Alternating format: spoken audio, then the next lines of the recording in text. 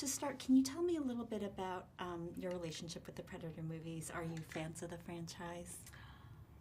Yeah, I mean, I am.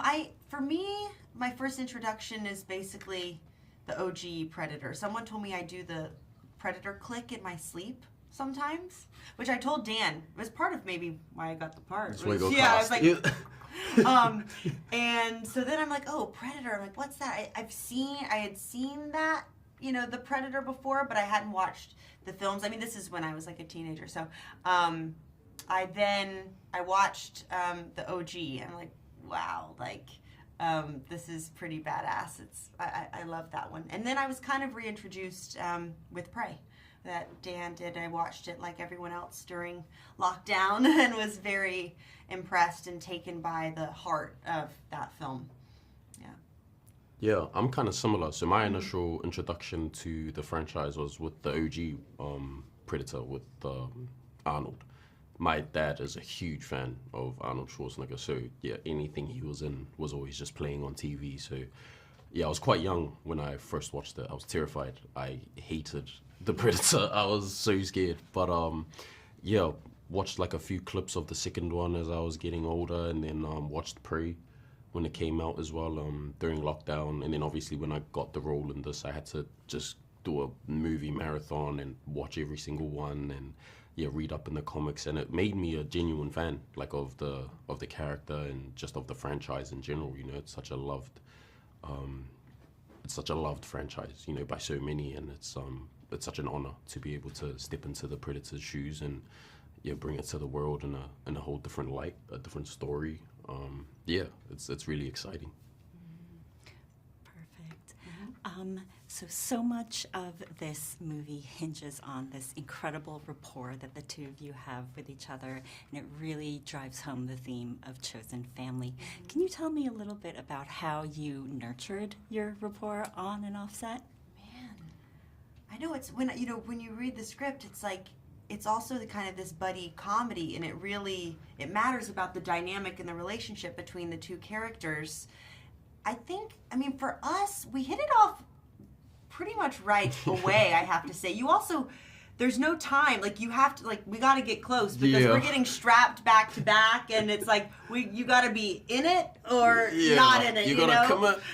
We got to commit. And so we really did. And when you're in those situations with someone else, feeling the pain or the uncomfortableness or whatever it may be, in these kind of odd situations that no one else would find themselves in, you get close pretty fast, I have to say, which we did. And then from an acting standpoint, Dimitrius, you're speaking Yautja, I'm speaking English, and so, but you also have to find that nice rhythm with the dialogue and the cadence, and to make sure the jokes hit, and so that was complex as well. We would run lines a lot too. Yeah, we were running lines. Yeah.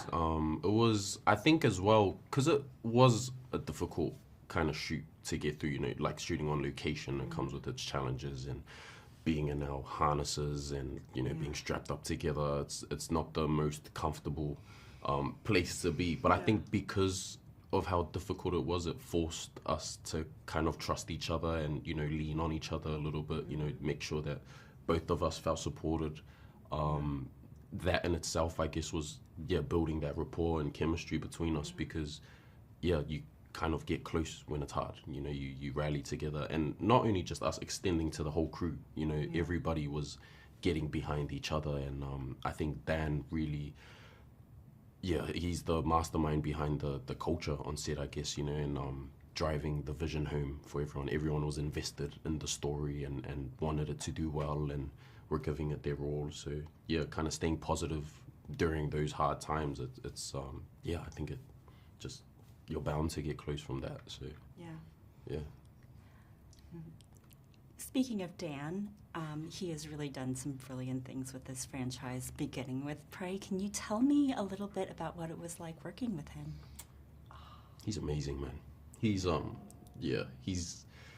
I think what I love about Dan is he's a fan of the universe. He's a proper fan. I remember my first meeting with him, and he just had a whole run sheet of it wasn't even talking about the film, to be honest. It was just talking about the whole world building, and the knowledge that he had, and how passionately he was talking about it. You know, it wasn't just like running through it, like, oh yeah, this is this and this is that. You got to watch this movie. Like, he was excited, you know, to be sharing these things with me, and you could see it and feel it, and it was something that was contagious. You know, he was making me excited. I was like, oh man, I can't wait to go home, do my homework, you know, and watch up on all of these previous Predators, and you know, try and build this character. He was injecting that kind of energy into me. So yeah, his ability to bring people along and have everybody work towards a common goal, you know, it's it's commendable. It's commendable. You know, not a lot of directors, I feel, have that kind of ability. So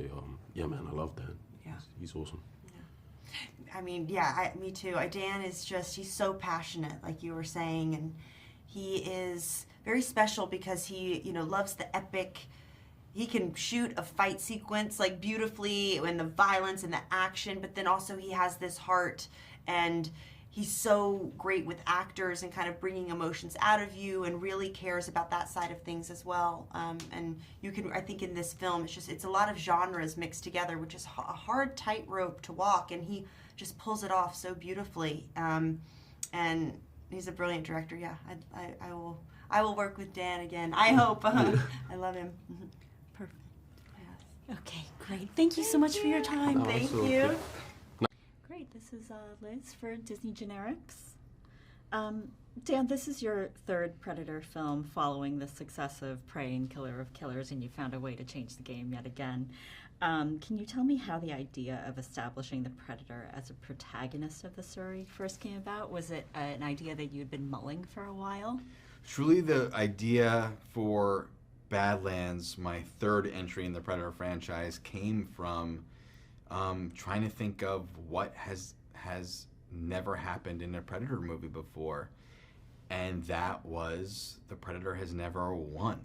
He always comes to Earth and gets his butt kicked. And he's supposed to be the galaxy's greatest hunter. So in mulling that over, I realized very quickly I didn't want to make a movie that was just a slasher movie where the bad guy wins at the end. I really wanted to find something, a story that would allow us to root for the Predator. And that became Badlands. This is also the first time that we see an expansion of the mythology of the Predator. Can you tell me how you first went about building the lore? When I first, I honed in on realizing the Predator lore, first in looking to a lot of the ancillary material. I mean, there isn't a lot of lore to speak of in the movies themselves, but the fandom on the internet and the novels and comic books do offer a lot that I found to be really exciting, but didn't want to solely rely on that either. So really just pursued what my imagination led me towards, and I looked at a lot of the culture of ancient Sparta and thought of them as real nomadic barbarians. So thought about Conan and the paintings of Frank Frazetta and covers of Heavy Metal magazine, and really thinking of how to fuse fantasy and sci-fi together, but not in the way that Star Wars does, which I think is a little bit more feudal and medieval fantasy, and really looking at the more sword and sandals kind of fantasy with sci-fi. I love that you mentioned Heavy Metal. I miss that magazine so much. Mm-hmm. What was it like working with your linguist, Britton Watkins, on creating the Yautja language? Britton Watkins developed the entire Yautja language from the ground up. You know, there had been some runes in the earliest Predator movie, but those really were just there to look cool. They didn't really make any grammatic or semantic sense. And Britain took those and then also took into consideration the actual physiology of the Yautja face and mouth shape, and the way the mandibles moved, and that the mouth doesn't really close, and developed a language around all of that, and brought so much authenticity to the movie. The previous installments of the franchise that I made all investigate different cultures. And with Britain's help, we were really able to make the Yautja themselves a culture that we were almost archaeologically digging up and portraying. Perfect. The heart of the film is this idea of chosen family, which was such an unexpected and brilliant choice. And everything really hinges on the friendship that develops between Thea and Dec. Can you tell me what it was like working with Elle and Dimitrius and how you helped nurture their rapport? Well, I was really able to help nurture the rapport between Dimitrius and Elle by strapping themselves to each other. And frankly, there wasn't any special process that we went through. Dimitrius and Elle happen to be both charming people that are lovely to work with and collaborate with. And with Dimitrius, he gave a real powerful performance that Elle was able to witness because we didn't have a prosthetic mask covering things up. She was really able to look in his eyes when she wasn't facing the other way and be driven by that, and for us to be out in the nature in all the the locations in New Zealand and be stirred by what surrounded us. And Elle is such a gifted performer, and I knew would bring some wonderful levity and intensity to her roles. I was not expecting her to be as physically adept, and just our normal walk and talks were challenging because she was suspended on wires or in this crazy wheelbarrow contraption. But she also threw herself into the fight sequences, and even there was a moment where we needed Dimitrius to lift her up off the ground and put him on his back, and I had boarded out several shots to articulate this, and Elle said, "I think I can just do that, just if using my body." And she stood up and then hung her body in a very specific way, and then they walked back to back, and that was a better accomplishment of the magic trick we were trying to pull off than anything we had previously done with wires or anything else we had built, all thanks to Elle's physical performance. Perfect. We're good on that. Thank you so much for your time. Thank you. Appreciate it. Very cool.